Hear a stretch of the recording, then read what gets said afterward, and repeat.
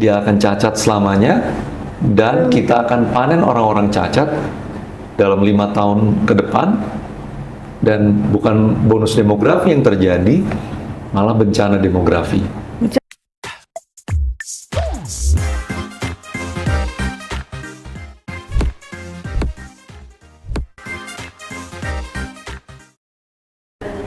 Kesehatan adalah hal yang paling penting di dalam tubuh kita.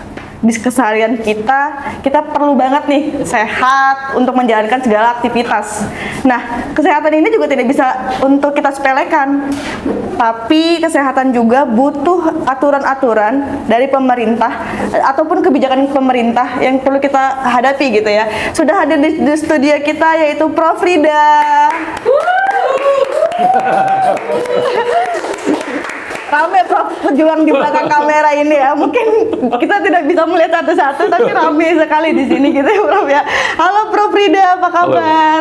Halo Mbak Tasya, halo para pejuang. Ya. Apa kabar? Baik. Mungkin kita semua baik Prof. Karena kalau ada Prof kan takutnya tiba-tiba tes darah kan kita gitu, takut ya Prof. Jadi kita jawab aman aja deh. Baik Prof. Gitu. Prof Rida, apa nih kesibukannya sekarang? Terima kasih loh sudah main-main ke podcast kita.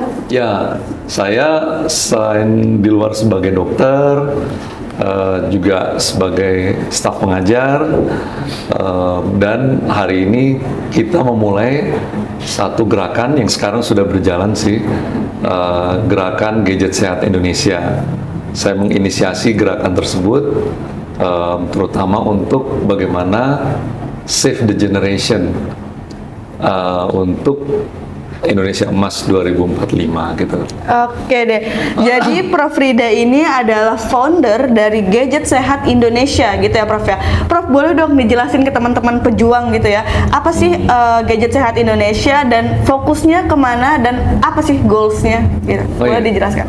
Kita emang selama ini kan tahu ya bahwa kita dalam kondisi yang bonus demografi. Tapi kita perlu mengetahui dan sadar bahwa bonus demografi ini perlu dijaga agar ini secara faktual, bukan hanya secara visinya akan ke sana, tapi secara faktual juga akan tercapai. Nah, kita harus selamatkan bonus demografi ini. Nah, masalahnya Indonesia itu salah satu dari 2 negara di dunia ini yang mengalami bonus demografi, selain India tentunya. Dan masalah yang terjadi adalah pada keseharian kita saya sebagai dokter bedah saraf itu melihat di akhir tahun 2022 lalu kita mulai melihat ada satu kondisi yang berbeda terhadap populasi sebuah penyakit. Apa itu Prof? Ya, jadi ada satu penyakit namanya saraf terjepit leher ya. Ya, saraf terjepit leher itu cenderungnya gejala awalnya itu ya, sebelum dia benar-benar menjadi jepitan saraf, cenderungnya gejala awalnya itu tegang di leher, berat di pundak, ya, suka pusing, tangannya kesemutan, gampang capek, kalau tidur bangun-bangun tetap nggak segar. Aduh, saya bukannya. Nah, kalau itu dirasakan di usia 50-60 tahun ke atas, itu normally happen gitu, karena memang udah mengalami proses degeneratif, proses penuaan, ya.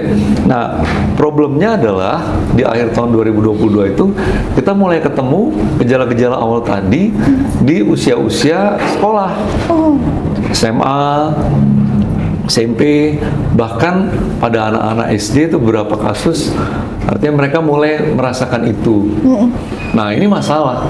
Ya, bayangin kalau anak SMA aja yang umurnya 17-an, katakan seperti itu, kalau dia merasakan itu, sesuatu yang normally dirasakan di usia 50 tahun, artinya dia terjadi proses penuaan tulang belakang lehernya lebih dari 30 tahun gitu.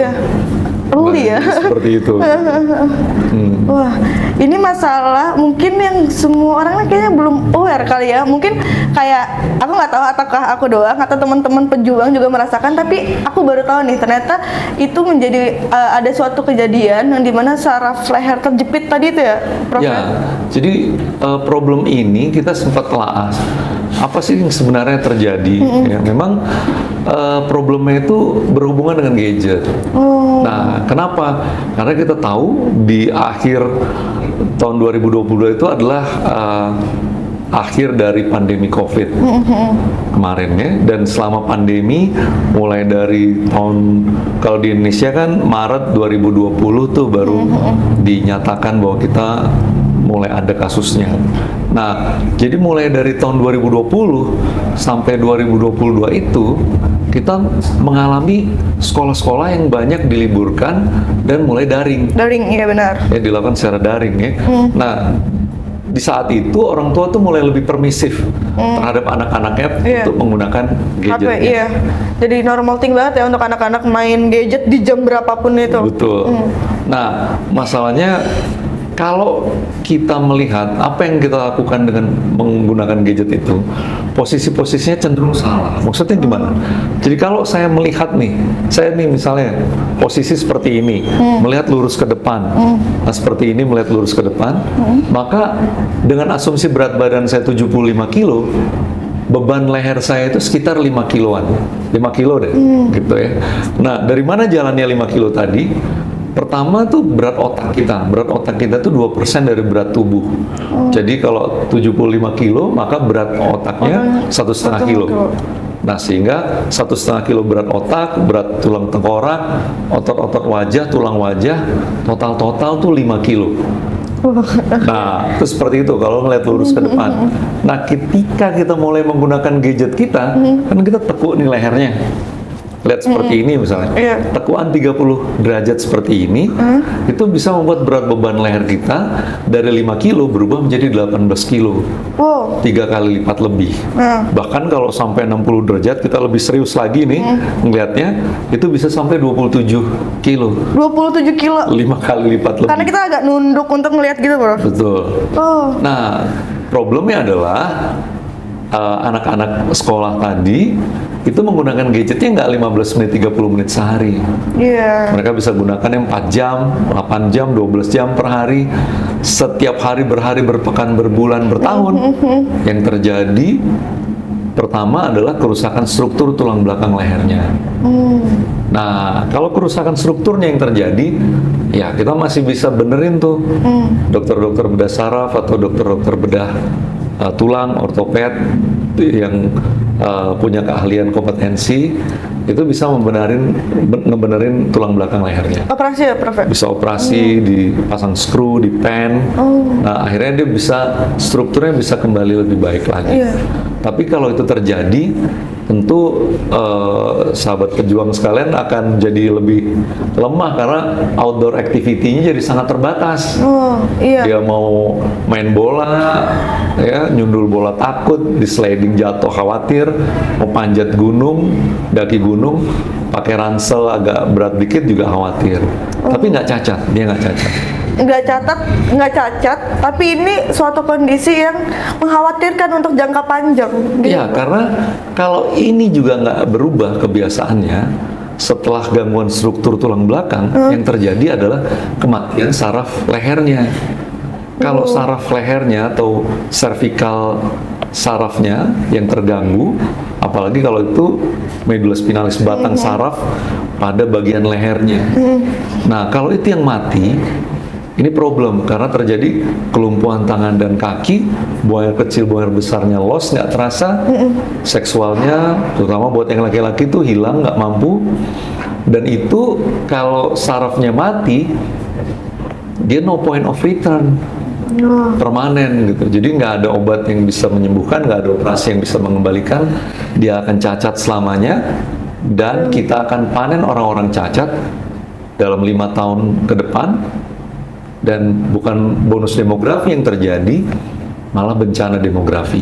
Bencana demografi karena tadi itu ya, orang-orang cacat itu.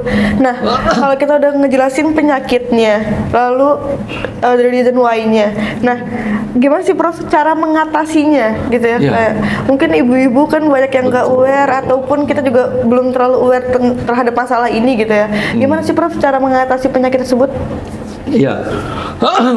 Nah, Jadi dasar itulah kita melakukan gerakan ya. Nah untuk mengatasinya kita kan nggak mungkin nih anti gadget gitu karena itu Iya. keniscayaan kan sekarang. Prof main semua- gadget kan Prof? Iya. Nah nanti saya jelasin saya mainnya apa. Nah jadi nah yang pertama kita hindari posisi-posisi yang salah. Jadi kalau memang buat adik-adik yang atau teman-teman pejuang itu yang memang kesehariannya memang bekerjanya harus dengan gadget gitu, atau teman-teman pejuang yang sekolah di SMK IT misalnya, atau kuliahnya di yang berhubungan dengan IT. Terus gimana tuh? Pertama, pastikan posisinya benar, secara ergonomis itu benar gitu. Jadi usahakan kalau memang mau menggunakannya dalam jangka waktu yang lama, kalau sekedar lihat-lihat WA aja sih, sebentar jawab WA itu nggak masalah. Tapi kalau 3 jam, 4 jam itu ya tentu problem. Lebih dari 2 jam itu problem. Terus gimana? Pindahkan datanya ke laptop, pindahkan datanya ke PC, kemudian posisikanlah puncak layar PC atau laptopnya itu sejajar mata kita. Oh. Jadi diganjal kotak sepatu atau Iya. diganjal buku tebal sehingga sejajar mata kita. Jadi nggak perlu nunduk gitu ya Prof? Ya. Nah, jadi posisinya benar dulu gitu. Nah, juga kalau pakainya misalnya apa iPad atau apa tuh di sejajar mata, puncak layarnya itu sejajar mata kita. Jadi nggak tekuan lehernya nggak Iya. terjadi. Nah, itu menyangkut posisinya. Nah, kalau durasinya, itu anjurannya menggunakannya itu setiap 1 jam break time-nya ada.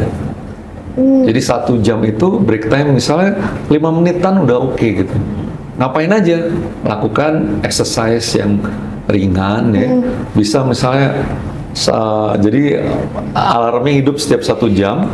Dan 1 jam tuh lakukan exercise misalnya bisa berdiri, kemudian lihat ke depan, terus putar lehernya ke kanan, tahan 5 detik, balik lagi ke depan, kiri, tahan 5 detik, balik lagi ke depan, terus lakukan stretching dari seluruh anggota tubuhnya, tangan, ya putar seperti itu, kakinya seperti itu.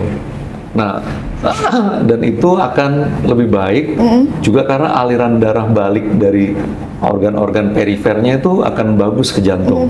Dengan itu dari jantung ke otaknya pendarahan juga akan baik. Lancar, ya. Nah, dan itu tentu dengan oksigen yang tinggi di otak, ide-ide baru, ide-ide yang cemerlang itu akan lebih baik, akan terlahir dengan lebih baik. Nah, jadi itu dari sisi fisik itu bisa dilakukan.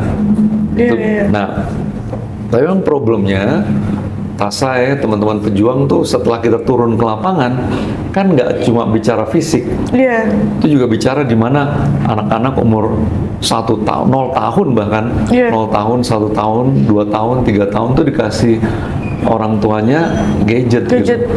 Supaya Iya, Pak. anaknya diem, ibunya Iya. bisa melakukan Maka, aktivitas yang lain. Ibunya shopping, anaknya dikasih Nah. gadget. Ibunya makan, dikasih Ya. gadget gitu.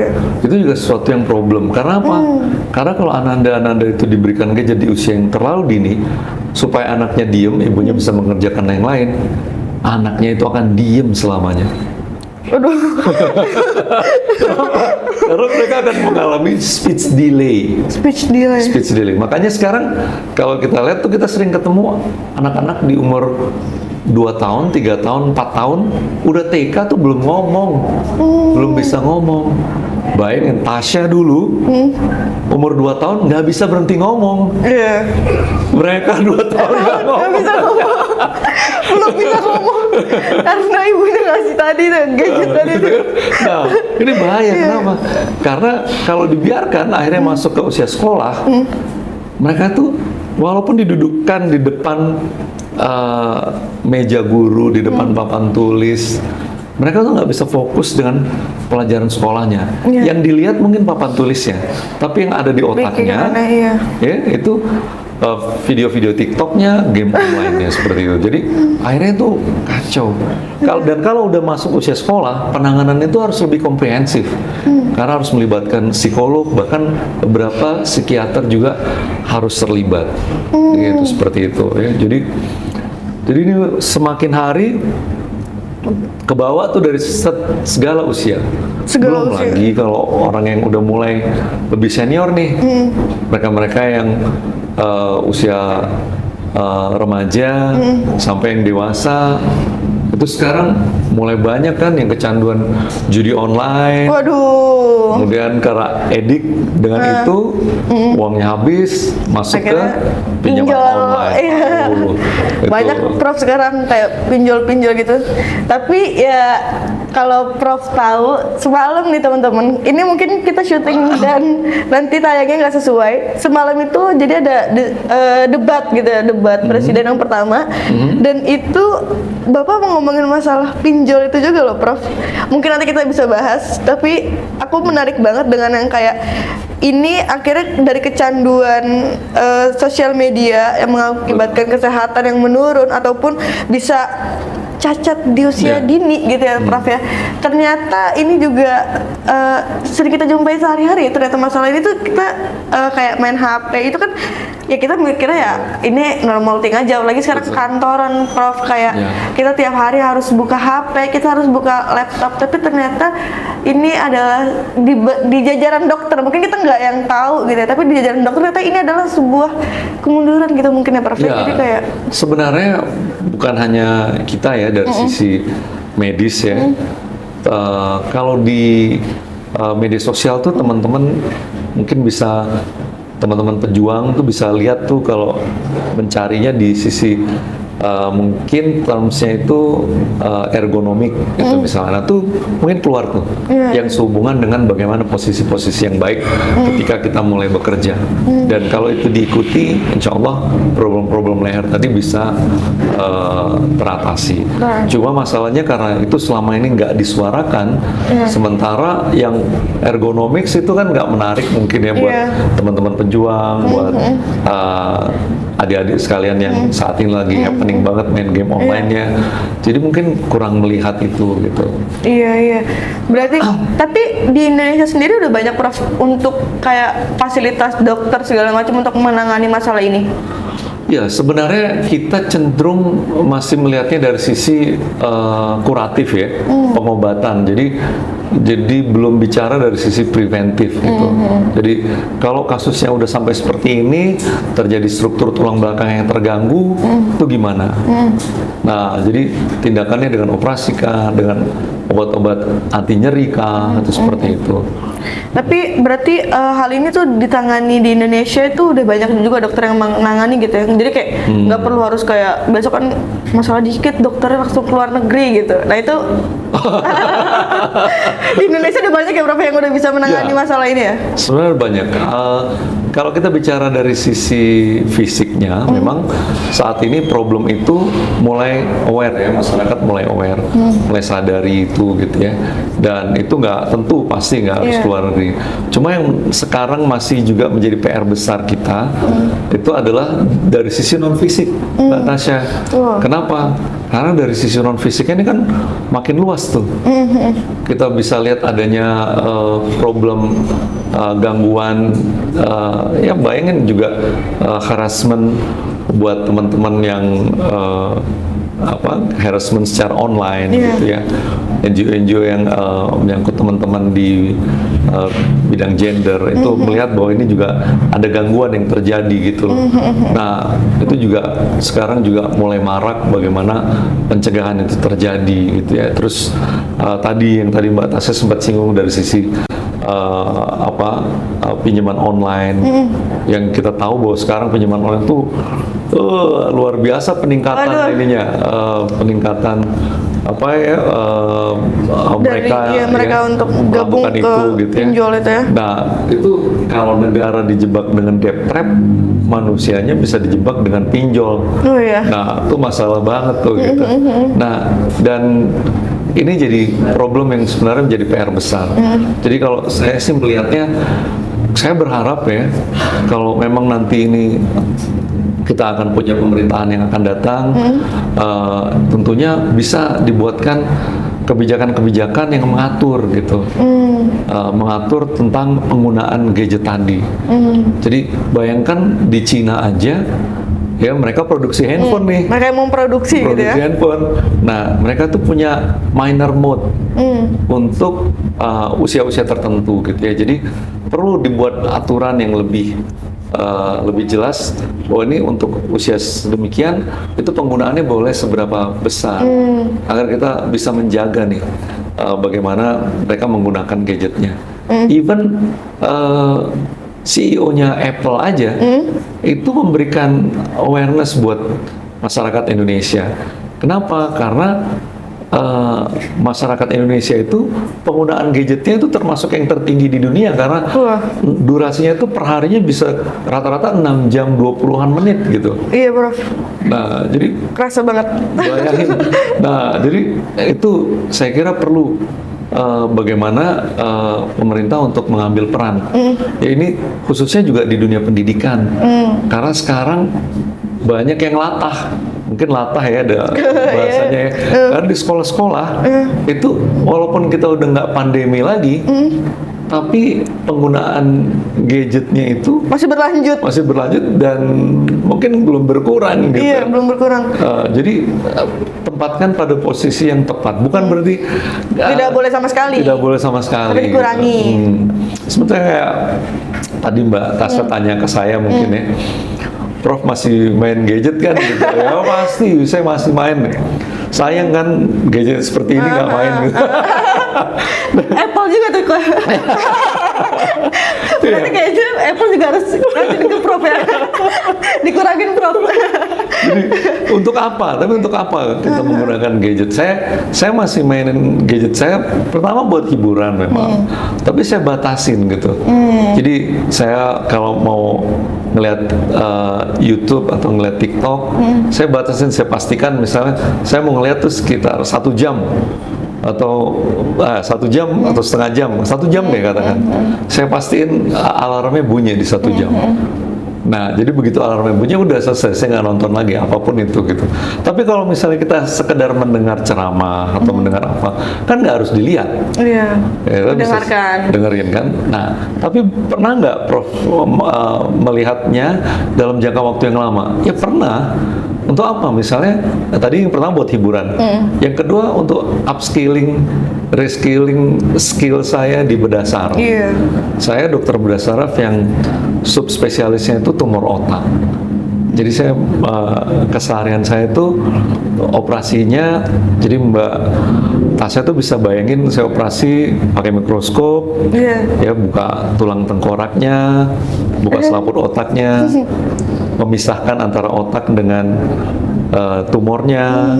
Nah, jadi kita menggunakan mikroskop. Nah, saya bisa lihat kalau saya mau upskilling kemampuan saya bisa lihat teman-teman saya di luar tuh mengerjakan tumor seperti ini, mengoperasi tumor seperti ini tuh dengan cara bagaimana. Iya. Teman-teman saya di Pittsburgh atau di Amerika misalnya, atau teman-teman saya di Zurich di Eropa, itu seperti apa melakukannya. Nah, jadi saya bisa nonton video operasi mereka tuh berjam-jam. Tapi tentu saya pindahkan nontonnya itu melalui laptop saya, melalui PC saya, dan saya posisikan puncak layarnya sejajar mata. Saya lihat. Dipindahkan jadi ya. Jadi saya buka laptop saya, jadi nggak dengan smartphone saya iya. gitu.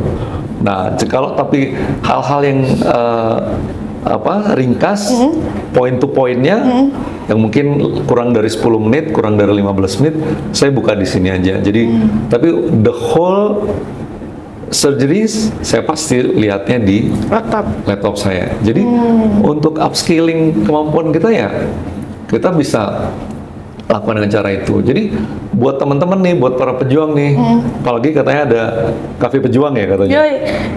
Yoi nih. Boleh kita boleh gitu. boleh. Seru ini ngobrol sama Prof.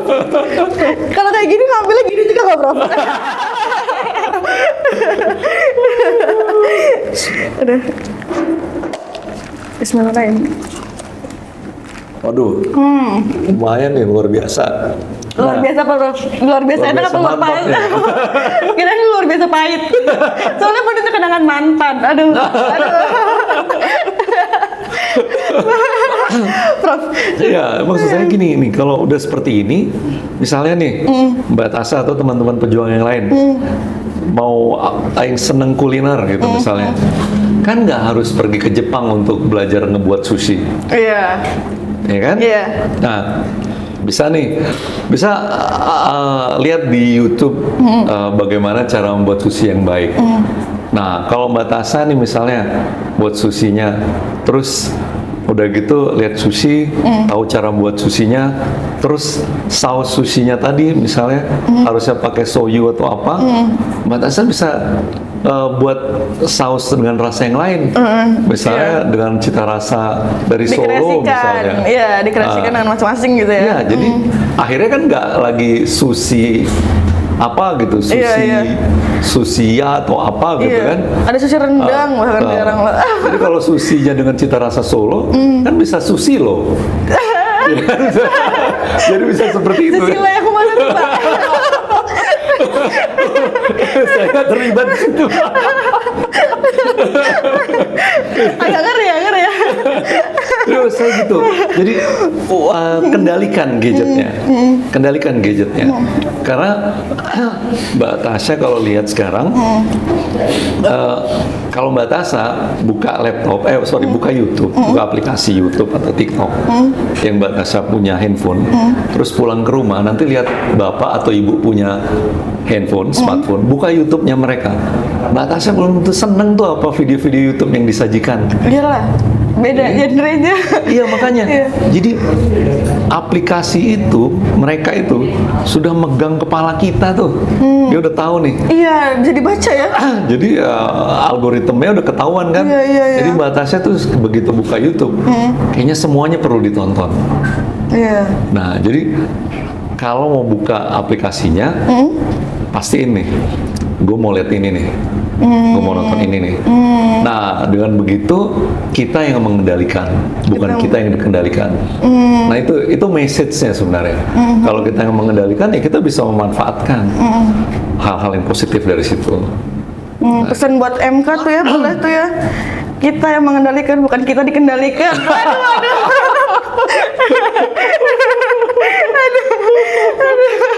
Sulit. Jadi Prof, tadi dengan disiplin gitu ya Prof ya, disiplin kita ada durasi waktu segala macam, itu ternyata berpengaruh sekali terhadap kesehatan kita gitu ya. Disiplin untuk mengikuti aturan juga penting ya Prof ya. Jadi harusnya patorannya nggak boleh diubah-ubah ya. Sekali lagi ini. Aduh, sulit. Prof, berarti kan kalau gitu perlu adanya kebijakan pemerintah tadi yang Prof bilang, kalau di China aja mereka ada durasi waktu segala macam. Nah, kita mengarah sedikit nih ke kebijakan-kebijakan gitu ya.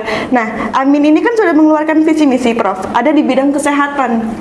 Nah, ada beberapa poin. Ada nggak sih Prof yang benar-benar, oh saya setuju sekali dengan ini, atau kayaknya yang ini kurang deh didalami kayak gitu. Nah, Prof kita boleh lihat visi misinya. Jadi Amin ini mempunyai 8 poin gitu ya, tenaga kesehatan yang dihargai, dihormati, dan disejahterakan gitu ya. Nah, poin mana sih yang menurut Prof kayak sepertinya ini harus lebih ditegaskan lagi? Ini kan bisa untuk teman-teman dari Timnas Amin, siapa tahu yang ingin memperbaiki atau mendengarkan langsung dari ahlinya gitu. Gimana Prof?